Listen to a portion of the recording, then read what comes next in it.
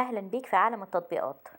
دلوقتي تقدر تشترك في قناتنا وتفعل الجرس علشان يوصلك كل جديد في عالم التطبيقات، ونقدر نساعدك بمعلومات بشكل يومي وبطريقة سهلة عن أي تطبيق هتحتاجه في حياتك. النهاردة هنتكلم عن تطبيق بي ام اونلاين. بي ام اونلاين ده التطبيق الرسمي لبنك مصر، وهو أكبر البنوك المصرية الموجودة في مصر. بي ام اونلاين حجم التطبيق 38 ميجا، بيستخدمه أكتر من 1,000,000 شخص. ترتيب بي ام اونلاين هو الخامس في التطبيقات المالية. بنك مصر أصدر التطبيق عشان يسهل على عملائه التحكم في حساباتهم من غير الرجوع والذهاب للبنك، فعن طريقه يقدر العملاء الاطلاع على رصيد حسابهم ومتابعة الحركات المالية وإجراء التحويلات بين أي حسابات موجودة عندهم بينهم وبين الآخرين. بي ام اونلاين تقدر عن طريقه تدفع مشترياتك عن طريق الانترنت، وكمان تدفع الفواتير وتشحن رصيدك وخطك الارضي. عن طريق بي ام اونلاين تقدر تعرف اسعار الصرف وفروع البنك، وكمان مكان اجهزة الاي تي ام. بنك مصر بيقدم لك عن طريق بي ام اونلاين خدمات كتير، زي انك تقدر تحصل على بطاقة ائتمان وقروض من خلال استخدامك للتطبيق.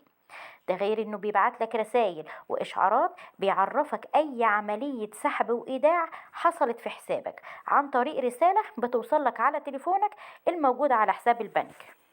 من عيوب التطبيق انه احيانا بيكون بطيء، وده بيكون بس في وقت الذروة او من خلال معاملاتك المالية الطويلة والكبيرة المعقدة شوية، ده بياخد منه وقت طويل.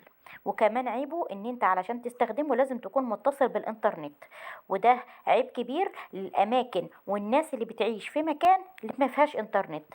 واهم حاجة احنا بننصحك بيها ان انت تاخذ احتياطاتك وتأمن حسابك عن طريق استخدام كلمة مرور قوية، وكمان ما تضغطش على الروابط المشبوهة. بس في الاخر اللي اقدر اقوله لك ان تطبيق بي ام اونلاين اللي انشأه بنك مصر هيوفر لك تجربة مصرفية مريحة وسريعة جدا. اتمنى اكون وصلت التطبيق بشكل مبسط وسهل وسريع، ومستنية تعليقاتكم على التطبيق سواء كانت التعليقات دي سلبية أو إيجابية. ولو شفت الفيديو بعد فترة وكنت حملت التطبيق ووجدت إن فيه أي جديد أو فيه تطوير في التطبيق بلغنا بتعليق علشان نقدر نعمل لك فيديو جديد ونقدر نوصل لك التطبيق تاني بشكل تاني وشكل أفضل. مستنية تعليقاتكم، ومستنية إن انتوا تشتركوا في القناة وإن انتوا تفعلوا الجرس عشان يوصل لكم كل جديد في عالم التطبيقات. وتقدر تتواصل معانا واحنا هنتواصل معاك عن طريق الفيس، عن طريق مراجع برامج. شكرا لكم.